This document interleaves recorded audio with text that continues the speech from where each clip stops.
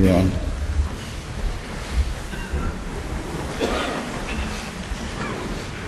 الله أكبر الله أكبر الله أكبر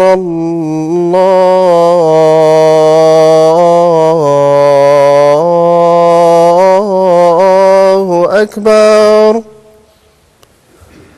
أشهد أن لا إله إلا الله.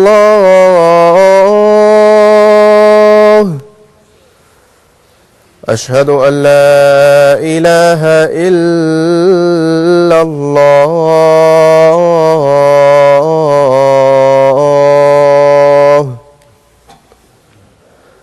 أشهد أن محمدًا رسول الله.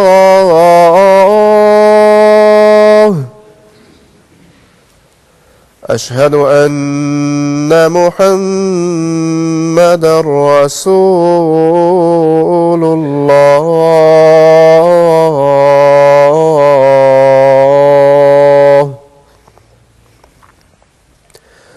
حي على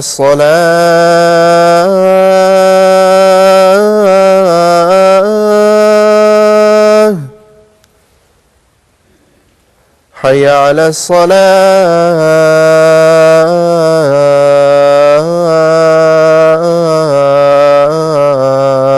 الصلاة.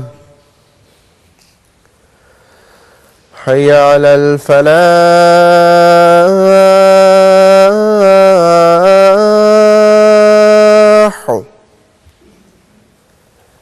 حي على الفلاح.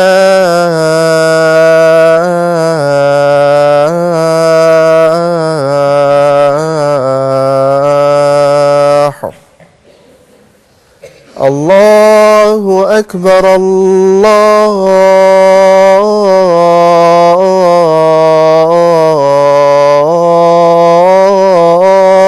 أكبر.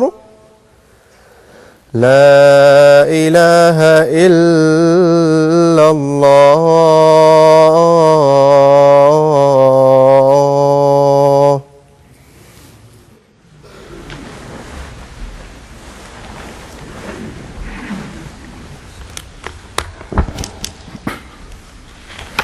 السلام عليكم ورحمة الله.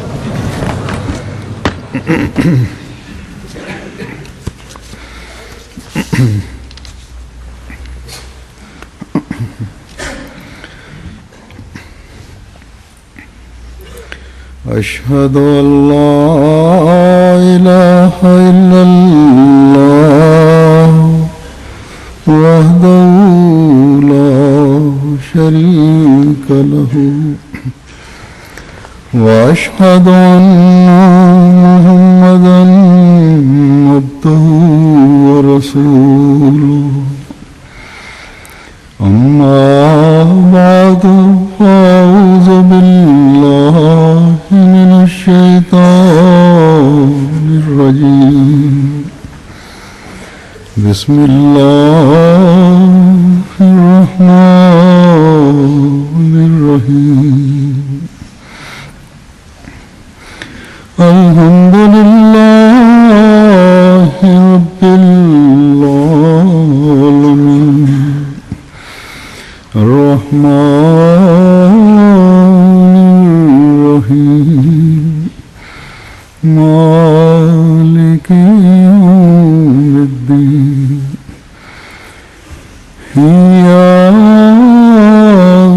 نعبد وإياك نستعين.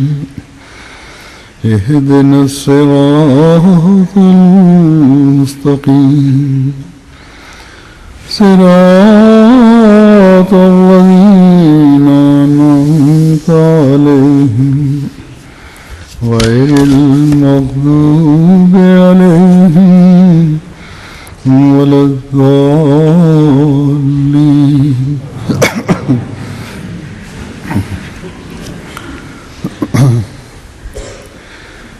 एक लफ्ज़ हसीब है जिसके मानी हैं जो लुगात में लिखे हुए कि हिसाब करने वाला یا حساب لینے والا یا بزرگ کافی اور حساب کے مطابق بدلہ دینے والا. یہ باتیں تمام خصوصیات کامل طور پر تو دنیا کے کسی انسان میں نہیں پائی جا سکتی. اگر ان باتوں میں کوئی کامل ذات ہو سکتی ہے تو وہ خدا تعالیٰ کی ذات ہے. اس لیے اللہ تعالیٰ کی صفات میں سے ایک صفت الحسیب ہے. بس یہ اللہ تعالیٰ کی ذات ہی ہے جس میں یہ بیان کردہ تمام خصوصیات پائی جاتی ہیں، اور وہی ہے جو ہماری مختلف حالتوں کے پیش نظر اپنی اس صفت کا حسب ضرورت اظہار فرماتا ہے. اللہ تعالیٰ نے قرآن کریم میں کئی آیات میں اس صفت کا اظہار فرمایا ہے. اس وقت میں چند آیات پیش کروں گا جن میں اللہ تعالیٰ کے الحسیب ہونے کی صفت کا اظہار مختلف احکامات کے ساتھ یا تنبیہ کرتے ہوئے ہوا ہے. سب سے پہلے سورہ نساء کی آیت 87 پیش کرتا ہوں. اللہ تعالیٰ فرماتا ہے وَإِذَا حُيِّيتُم بِتَحِيَّةٍ فَحَيُّوا بِأَحْسَنَ مِنْهَا وَرُدُّوهَا إِنَّ اللَّهَ كَانَ عَلَىٰ كُلِّ شَيْءٍ حَسِيبًا.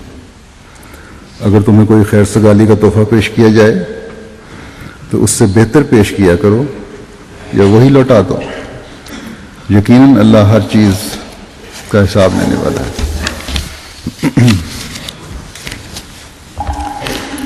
اس آیت میں اسلامی احکامات کا ایک ایسا بنیادی حکم دیا گیا ہے جو نہ صرف اپنوں سے اچھے تعلقات میں کی ضمانت ہے، امن کی ضمانت ہے، بلکہ غیروں کے ساتھ تعلقات کے لیے اور ان تعلقات میں وسعت پیدا کرنے کے لیے ایک بے مثال نسخہ ہے.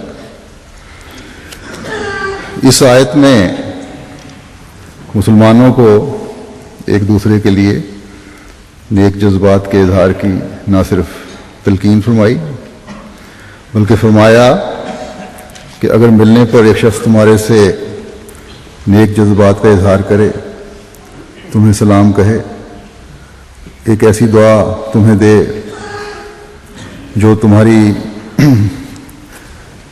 دین و دنیا سنوارنے والی ہو، تو تمہارا بھی فرض ہے کہ اس سے بڑھ کر دعا کا اظہار کرو. اور فرمایا کہ یہ تمہارا ایک ایسا اخلاقی اور معاشرتی فرض ہے کہ اگر اس کو انجام نہیں دو گے تو خدا تعالیٰ کے سامنے تمہیں جواب دہ ہونا ہوگا.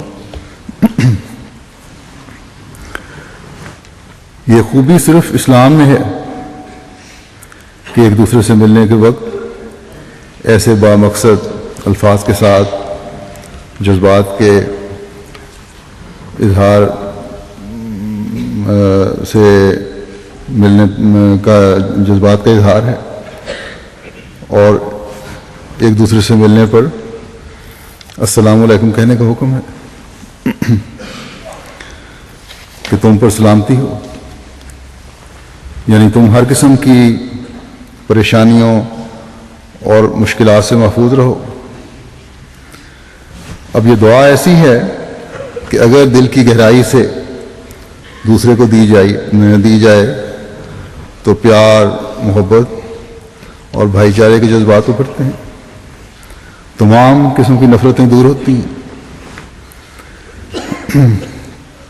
اسی طرح جس کو سلام کیا جائے اسے حکم ہے کہ تم ان سلامتی کے الفاظ کا، ان جذبات کا بہتر رنگ میں جواب دو،